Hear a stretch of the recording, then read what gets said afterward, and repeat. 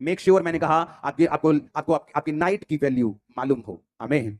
क्योंकि दूसरे लोगों के लिए नाइट का मतलब है मस्ती, नाइट का मतलब है सोना, नाइट का मतलब है अपने शरीर को आराम देना, लेकिन हमारे लिए वो मकसद अलग है। नाइट का मतलब है खुदा के साथ कम्युनिकेट करना, उसके साथ बात करना, उसके दर्शनों को लेना, उसकी आवाज को सुनना, स्ट्रेटेजी को लेना जो परमेश्वर ने आपके लिए रखी हुई है, और उसकी बरकत को लेना। कब सुलेमान ने बुद्धि पाई बताओ मेरे को? हाँ, रात को। असली रात को के सपने में, सपने में उसने कुर्बानियां चढ़ाई इतनी कि परमेश्वर खुश हो गया। परमेश्वर रात को आए, बोले सुलेमान क्या चाहिए? सपने में बात कर रहा है परमेश्वर से। सपने में आदमी बात कैसे कर सकता है? मेरे को ये बात बताओ। परमेश्वर अगर सपने में आके आपसे पूछे तो आप बात कैसे कर सकते हैं? अगर आप सोने से पहले तैयारी करें तो आप सपने में बात कर सकते हैं, लेकिन सोने से पहले तो लड़कियां याद करके तुम सोते कि किसको टक्कर मारी आज, किसको नहीं मारी, किसको देखा है, किसको नहीं देखा, किसके साथ चैटिंग की है, किसके साथ रह गई है, किसने आंख में टक्का किया, किसने नहीं किया। तो सपने में परमेश्वर बात करके क्या करेगा तुमसे? सपने में परमेश्वर बात करेगा अगर तुम रेडी हो। सुलेमान रेडी होकर सोया कि मैं इतनी बड़ी प्रजा का न्याय कैसे करूंगा, लाखों लोग हैं मेरे सामने, मुझसे उम्र में ज्यादा हैं, मैं इन लोगों के साथ बात कैसे करूंगा? हे परमेश्वर दया कर, दया कर, दया कर, दया कर, दया कर, कर, कर, सो गया। आप प्रेयर में सोएंगे, आप फास्टिंग में सोएंगे, आप मेडिटेशन में सोएंगे, आप यीशु मसीह के लहू को याद करते करते सोएंगे, जिंदगियां बदल देगा वो आपके परिवारों में। लेकिन अगर हमारा सोना सही नहीं है, क्योंकि आपके शरीर को रेस्ट की जरूरत है। लेकिन आज जो विषय मैं आपसे बात कर रहा हूं, मैं कह रहा हूं क्या आप तैयार हैं रात को? सुनो मेरी बात, दानिय्येल 2 उसकी 19 आयत, वे भेद दानिय्येल को रात के समय, फिर से बोलो रात के समय। भजन संहिता 17 उसकी 3 आयत, Thou hast proved my heart, तूने मेरे हृदय को जांचा है, Thou hast visited me, तूने रात को मुझे कहा क्या किया है? विजिट किया है। कब किया है?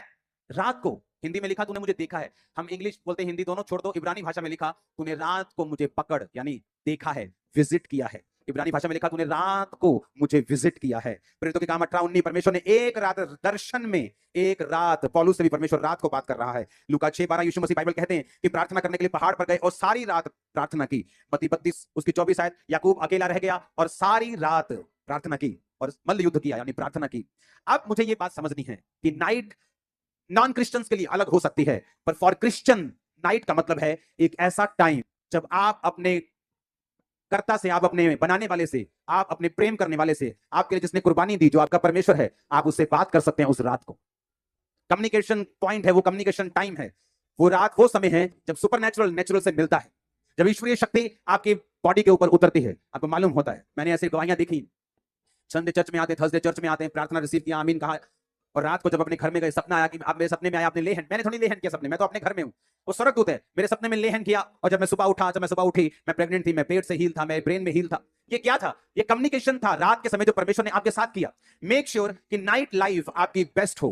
लोग नाइट बोलते हैं गोवा चलते हैं, वहां नाइट लाइफ अच्छी है, वहां डिस्को जाएंगे, वहां डांस करेंगे, बार में जाएंगे। आपकी नाइट लाइफ कैसी है? नाइट में आपको प्रेयर करनी है। एक समय रखना है जब रात में आप प्रार्थना करने के लिए 1 घंटा चाहे जरूर उठें। एक समय रखना है कि प्रार्थना जब आपको सोने के लिए जाना है तो उससे कुछ देर पहले आप टीवी मोबाइल से दूर होकर आप प्रेयर करें फैमिली के साथ, उसके बाद आप जाएं। मैं आपको बता रहा हूं, चंद दिनों में ही आपकी लाइफ चेंज होना, मोड़ लेना, छुटकारे में एंटर करना शुरू कर देगी। हालेलुया। एक बार ऊंची आवाज में हालेलुया बाहर जाना चाहिए कैमरा गेट के, ऊंची आवाज में हालेलुया। आमीन, आमीन। मेक श्योर आप रात को सोने से पहले आपकी गतिविधियां क्या हैं? आप क्या करते हैं सोने से पहले? आप गप्पे मार के सोते हैं। मैंने ऐसे क्रिश्चियन लोग देखे हैं 40 साल से क्रिश्चियन, लेकिन रात को उनका टीवी बंद नहीं होता। 6 घंटे 5 घंटे लगातार वो टीवी देखते हैं। ऐसा नहीं कि 1 2 3 4 साल में कुछ हो जाएगा, लेकिन जब एक टाइम आता है जब आपकी बॉडी इतनी कमजोर होती है, कई बार लोग क्या करते हैं, खाना अच्छा नहीं खाते, डाइट अच्छी नहीं लेते, बोलते नहीं नहीं नहीं सब ठीक है, मैं कौन सा बीमार हूं। धीरे धीरे बॉडी जब कमजोर होती, जस्ट कोविड आया, चढ़ गई, जस्ट मलेरिया आया, ओ एकदम से फलाने चीज डाउन हो गई, जस्ट कुछ अटैक हुआ, खत्म। क्योंकि बॉडी की इम्यूनिटी आपने लो करके रखी है, आपने ध्यान नहीं दिया, बोलते मैं ठीक हूं। वो ठीक है, कोई बात नहीं, लेकिन जब अटैक होता है तब मालूम होता है आपकी बॉडी में कितनी इम्यूनिटी है।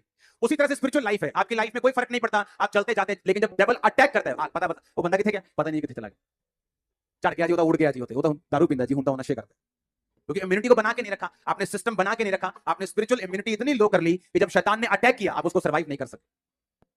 बाइबल कहती है धर्मी पर भी मुसीबत आएगी और पापी पर भी मुसीबत आएगी। ना तो धर्मी मुसीबत आने से रोक सकता है, ना पापी मुसीबत आने से रोक सकता है। पर बाइबल कहती है धर्मी 7 बार भी मुसीबत में पड़ेगा तो भी उठ खड़ा होगा, और पापी का क्या ठिकाना। आप फिर से खड़े हो जाएंगे, फिर से स्ट्रांग हो जाएंगे, फिर से गवाही देने योग्य हो जाएंगे, लेकिन पापी उन दिनों में आपको मिलेगा नहीं। ये आपने डिसाइड करना है। ये मेरा फैसला सी मैं अपने जीवन ਦੇ ਵਿੱਚ ਕੀ ਕਰਨਾ, ਇਹ ਤੁਹਾਡਾ फैसला ਤੁਸੀਂ ਕੀ करना। प्रेयर करनी है रात ਨੂੰ कि नहीं करनी, सोने तो पहला की करना है कि नहीं करना, ये ਤੁਹਾਡਾ फैसला है, ये आपका फैसला, मेरा फैसला नहीं। मैंने अपनी लाइफ का फैसला करना है, आपने अपनी लाइफ का फैसला करना। आमीन। इसलिए मैंने कहा छुटकारा मांगते सब हैं, पाते कम है। दौड़ते सब हैं, लेकिन गोल्ड मेडल वही लेके जाता है जिसने दिन रात एक किया हो, जिसने अपनी जीभ को काबू में रखा हो, जिसने सेक्रीफाइस किए हो। आज वो डॉक्टर्स जिनके पास आप जाते हैं और हजार रुपए एक एक 2-2 मिनट मिलने की आप फीस देते हैं, जब उनकी बुआ की शादियां होती तो वो ट्यूशन पढ़ने गए होते हैं, आंखों में मोटे मोटे चश्मे लग जाते हैं पढ़ पढ़ के, सुबह ट्यूशन शाम को ट्यूशन। लेकिन जब वो अपनी लाइफ में कहीं पहुंचते हैं, वो उनको सारा कुछ बैक आता है जो उन्होंने सेक्रीफाइस किया था। ऐसे ही क्रिश्चियन लाइफ है, मसीही लाइफ है। अब अपनी लाइफ में आपने स्पिरिचुअल कुर्बानियां दी हैं, आपने बोया है, आपने प्रेयर्स की हैं, आपने फास्टिंग की है, आपने अपनी नाइट लाइफ को काबू में किया है, आपकी लाइफ में रिजल्ट आएगा, मेडल आएगा, 100% आएगा, कोई रोक नहीं सकता इस। आमीन। परमेश्वर ने देखो, बाइबल कहती मूसा जब अपने हाथों को उठा के रखता था तो उसके लोग जीतते थे।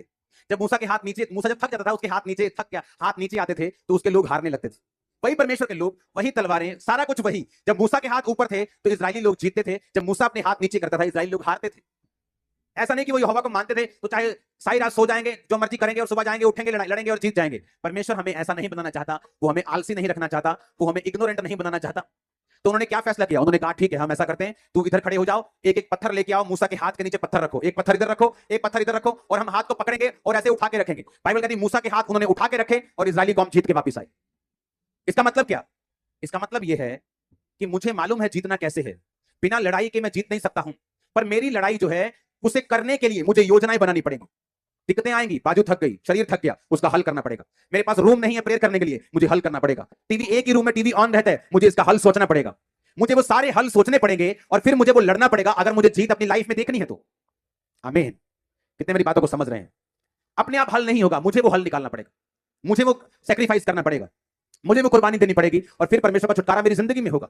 हमारी नाइट लाइफ जब तक हमारे काबू में नहीं आएगी, हम इसको पकड़ नहीं लेंगे और बिब्लिकल तरीके से अगर नहीं बिताएंगे, मैं आपको बता रहा हूं, आप बड़े से बड़ी पदवी पे क्यों ना हो, छुटकारा आपके परिवार में कभी नहीं आ सकता। आप क्रिश्चियन हो सकते हैं, स्वर्ग भी जा सकते हैं, यानी कि स्वर्ग मिस हो जाएगा आपसे, लेकिन जिस छुटकारे की मैं बात कर रहा हूं, वो छुटकारा जो आपके परिवार को, आपको मालूम है चाहिए, आपके शरीर को चाहिए, आपकी बॉडी को चाहिए, आपके फाइनेंस को चाहिए, आपके परिवार को चाहिए, वो आपकी लाइफ में एंटर नहीं कर सकता।